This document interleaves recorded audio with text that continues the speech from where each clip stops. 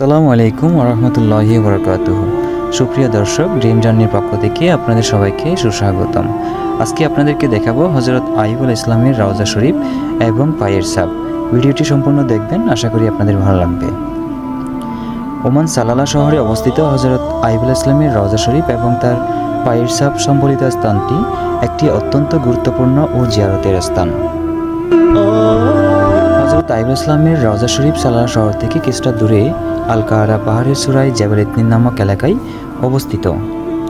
এটি পাহাড়ের উপরে হওয়ায় কারিব বা বর্ষাকালীন সময়ে মনোরম দৃশ্য ও ঘন কুয়াশায় পরিবেষ্টিত থাকে। হযরত আইয়ুব আলাইহিস সালামের রওজাটি একটি ছোট মসজিদের ভিতরে অবস্থিত। ভেতরে হযরত আইয়ুব আলাইহিস সালামের একটি দীর্ঘ প্রায় 4 মিটার রওজা শরীফ রয়েছে, যা সবুজ কাপড় দিয়ে ঢাকা। এটি ওমানের অন্যতম প্রধান পর্যটন ও তীর্থস্থান। রওজা শরীফের ঠিক বাহিরে একটি পাথরে হযরত আইয়ুব আলাইহিস সালামের পায়ের ছাপ সংরক্ষিত আছে। হযরত আইয়ুব আলাইহিস সালাম যখন কঠিন রোগে ভুগছিলেন, তখন আল্লাহ পাকের নির্দেশে পাথরে আঘাত করার ফলে একটি ঝর্ণার সৃষ্টি হয়। সুবহানাল্লাহ। সেই ঝর্ণা বা কূপের পানি একবার পান করে এবং একবার গোসল করার পর হযরত আইয়ুব আলাইহিস সালাম সম্পূর্ণরূপে সুস্থ হয়ে ওঠেন। আলহামদুলিল্লাহ। মাজারের খুব কাছেই প্রায় 500 মিটার দূরে একটি ছোট পুকুর বা ঝর্ণা রয়েছে। সেই ঝর্ণার পানি লাখ লাখ মানুষ রোগমুক্তির জন্য নিয়ে যায়। দর্শক, এটা হচ্ছে রওজা শরীফের এই মেইন গেট। আমরা এসে পড়ছি। ক্যামেরা রোটেট হয়ে যাওয়ার কারণে ভিডিওটা ছোট ডিসপ্লে আকারে হয়েছে, একটু ছোট ছোট দেখাচ্ছে। আমি প্রথমে বুঝতে পারিনি, তাই কি আর করার। দেখুন, মাশাআল্লাহ, সামনে দেখা যাচ্ছে রওজা শরীফের গম্বুজ। তো মাশাআল্লাহ, আলহামদুলিল্লাহ, আল্লাহ পাকে আজকে আমাকে এখানে নিয়ে আসছে। শুকরিয়া আদায় করতেছি আল্লাহর দরবারে। আমার অনেক ইচ্ছা ছিল ওই জায়গায় আসার, আল্লাহ কবুল করেছে, নসিবে রেখেছে, আসতে পেরেছি, আলহামদুলিল্লাহ।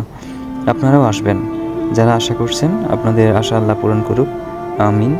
দেখুন আশেপাশের পরিবেশটা মাশাআল্লাহ অনেক সুন্দর।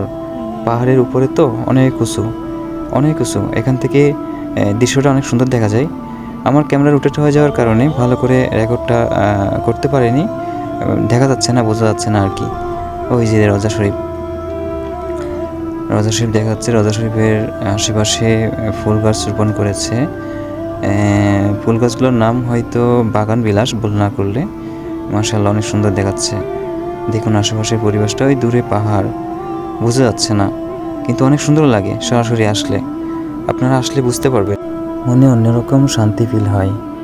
দেখুন চারিদিকের পরিবেশটা কত সুন্দর, মনোমুগ্ধকর, দেখলেই মন জুড়িয়ে যায়।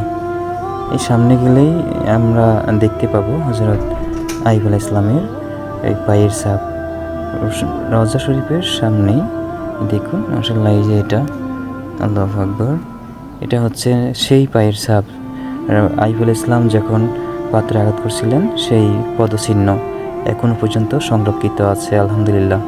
দেখুন স্পষ্ট দেখা যাচ্ছে, একদম স্পষ্ট।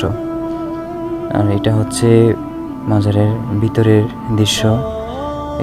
এই সেই রওজা, সবুজ কাপড় দিয়ে ঢাকানো আছে, আলহামদুলিল্লাহ, আল্লাহু আকবার। আল্লাহ আমার নসিবে রেখেছে, জিয়ারত করিয়েছি, অনেক শান্তি লেগেছে মনে। আল্লাহ কবুল করুক সবাইকে এই জায়গায় আসার। ওকে দর্শক, আজকে এতটুকুই। আপনারা সবাই ভালো থাকবেন, সুস্থ থাকবেন এবং চ্যানেলটি সাবস্ক্রাইব করতে ভুলবেন না। আসসালামু আলাইকুম ওয়া রাহমাতুল্লাহি ওয়া বারাকাতুহু।